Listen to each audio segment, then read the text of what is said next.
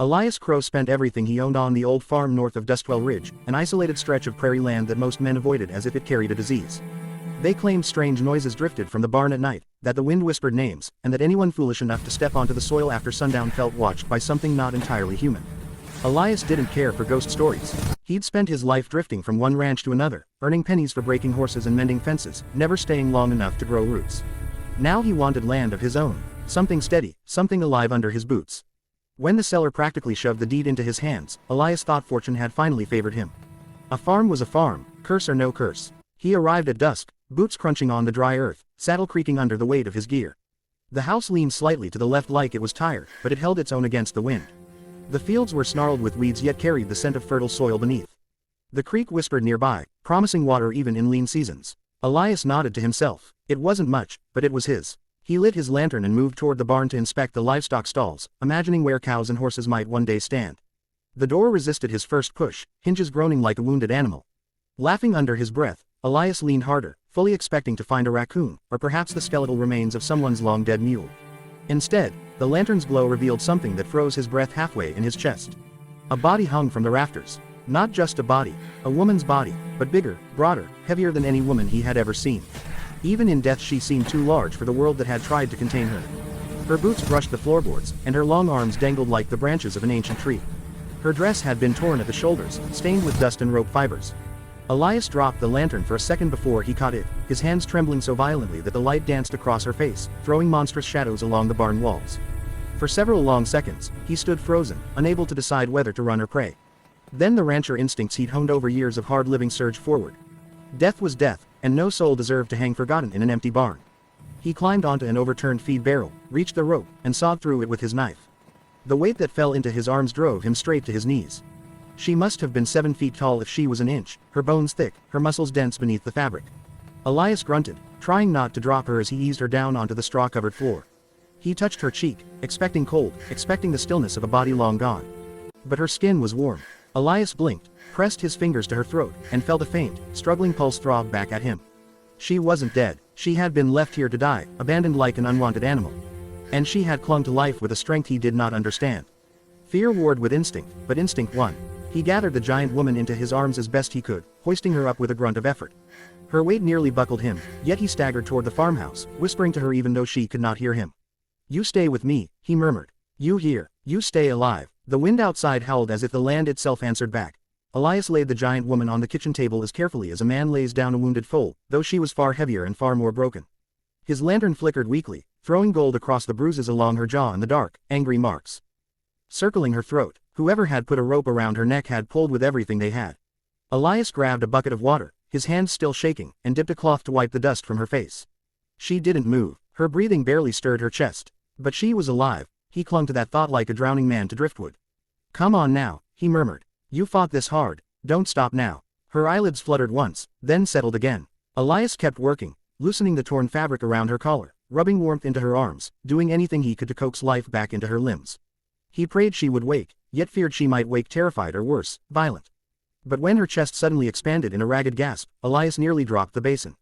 Her fingers twitched, her lips parted in a soft, broken groan. Then her eyes snapped open. She bolted upright with a strength that rocked the table and slammed her back against the wall, knocking a shelf of tin plates to the floor. Elias instinctively raised his hands in surrender. Her wild, golden brown eyes scanned the room, her breath storming out in desperate gulps. She looked like someone dragged back from nightmares still clinging to her skin. "It's all right," Elias whispered, keeping his voice low. "You're safe. No one here's gonna hurt you."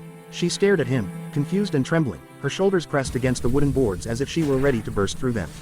When she finally spoke, her voice was deep but shaking like dry leaves in the wind. "Don't let them take me back." Elias stepped slowly to the side of the table, giving her space. "Who?" he asked gently. "Who did this to you?" Her throat worked as she swallowed. "People from Dustwell," she whispered.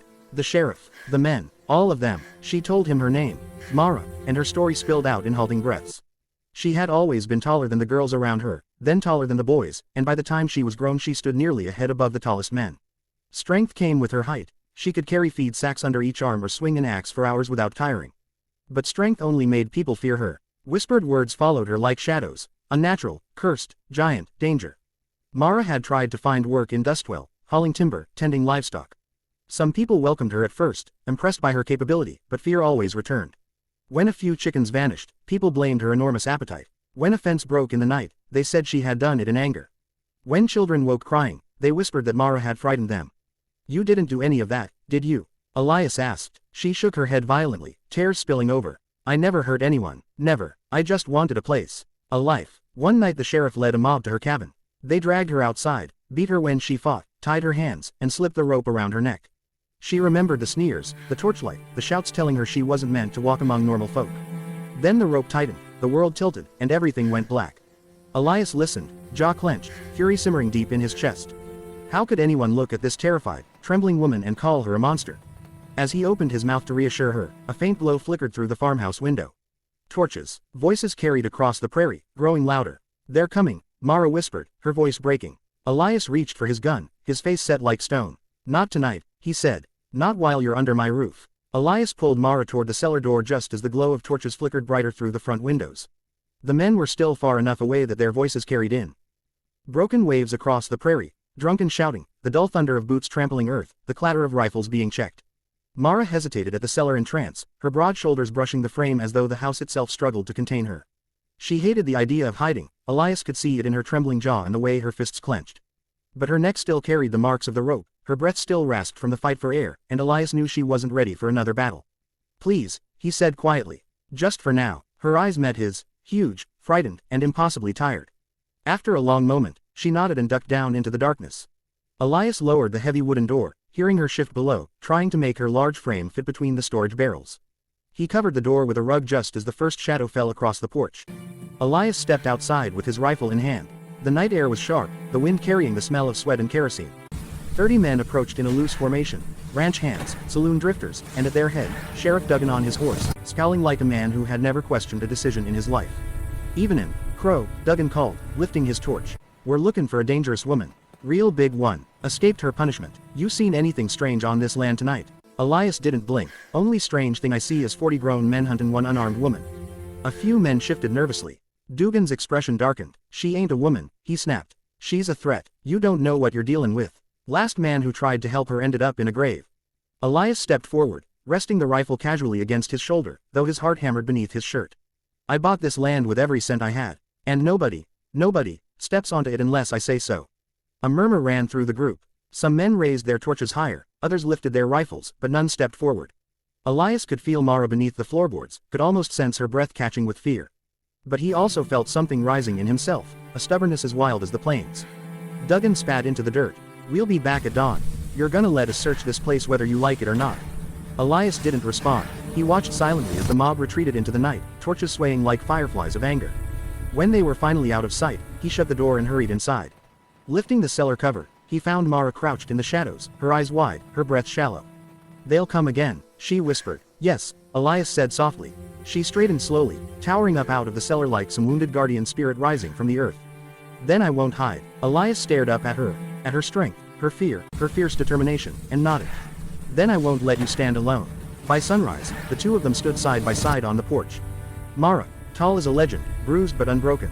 Elias, rifle loaded, jaw set with resolve.